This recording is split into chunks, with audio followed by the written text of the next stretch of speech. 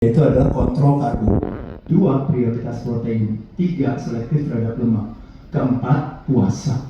5. Kardio perut kosong atau workout perut kosong. 6. Prioritas latihan beban. Dan 7. Belajar untuk mengatur nafas kita karena itu relate-nya sama istirahat. Nah, nanti kita akan bahas secara umum tentang hal tersebut, tapi saya langsung aja masuk ke kenapa teman-teman merasa dirinya gemuk. Karena biasanya hampir sebagian besar orang kebanyakan makan lemak, kebanyakan makan protein, atau kebanyakan makan karbo. Siapa yang tahu teman-teman? Kebanyakan makan karbo. Kalau saya makan roti, makan mie, makan kue, makan kerupuk, makan keripik, makan roti basah, makan roti kering, atau kue basah, kue kering. Begitu saya masukkan ke dalam mulut saya, dirubah menjadi gula. Gula darah saya naik apa turun, teman-teman? Naik. Kalau gula darah naik, pertanyaan saya, bahaya atau nggak buat badan kita? Bahaya. Jadi gula darah nggak pernah boleh naik, makanya badan punya kecerdasan sendiri. Dia bilang, gula darah naik, dia cepat harus diturunin. Pertanyaannya, siapa yang menurunkan gula darah di badan kita? Siapa yang tahu, teman-teman?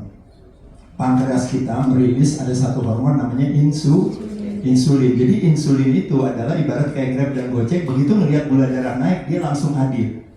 Nah, waktu dia hadir, dia ingin menurunkan gula darah itu untuk sisanya gula itu dimasukkan kemana, teman-teman? Ke dalam sel di dalam tubuh kita. Jadi kalau ditanya nasi penjahat, enggak. Gula pasir penjahat, enggak. Misalnya roti penjahat, enggak. Selama kita ambil dan dimasukkan ke dalam sel, itu enggak akan terjadi apa-apa. Cuma pertanyaannya adalah, teman-teman sekalian, kita makannya banyak apa dikit? Banyak. Kebutuhan badan kan buat nutrisi dan buat energi. Tapi karena makannya banyak berarti kelebihan dong. Nah, kelebihannya daripada gula ditaruh di mana di badan kita? Badan kita punya namanya gudang gula. Gudang gula di badan kita ada namanya, molekulnya namanya disebut namanya glikogen.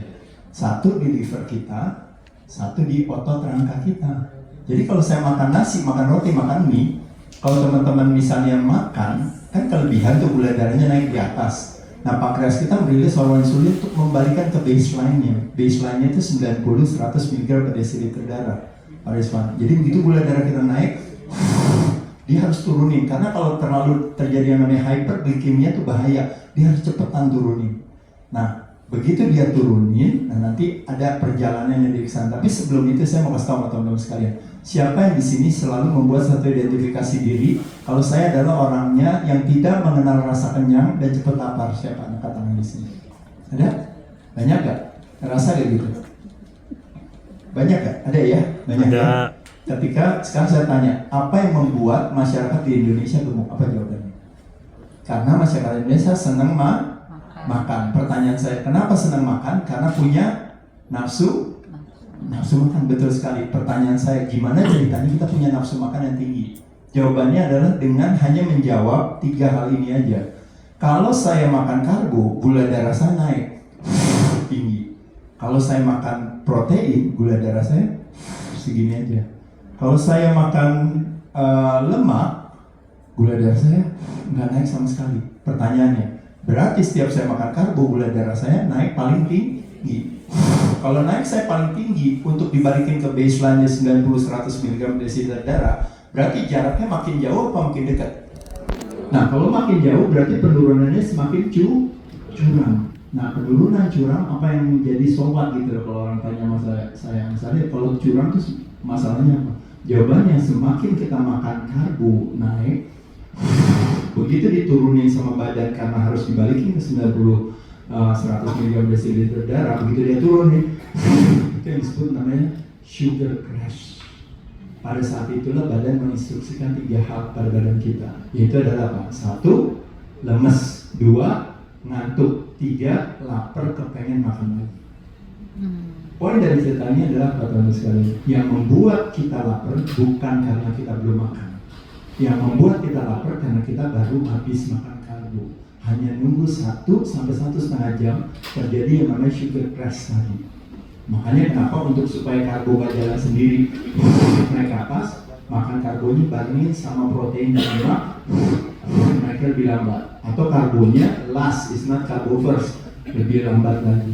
Makanya kenapa pagi bangun masukinnya apa? Savory food rather than sweet food. Tapi teman-teman pagi-pagi makannya apa? Langsung apa? Coba. Langsung bubur ayam, langsung roti sirikaya, langsung jus. Pada saat itulah gula darahnya naik. Begitu gula darahnya naik di jam 7, di jam setengah 9, jam setengah 10, gula darahnya makin turun. Begitu turun, tapi untung ada coffee break jam 10, naik lagi ke atas. Nah di jam setengah 12 teman-teman udah mulai ngantuk lagi, tapi untung jam 12 ada makan siang, naik lagi. Di jam setengah 3 habis makan siang ngantuk gak teman-teman? Ngantuk, tapi untung di jam 3 ada coffee break, naik lagi. Nah di jam setengah 5 udah mulai ngantuk lagi, untung jam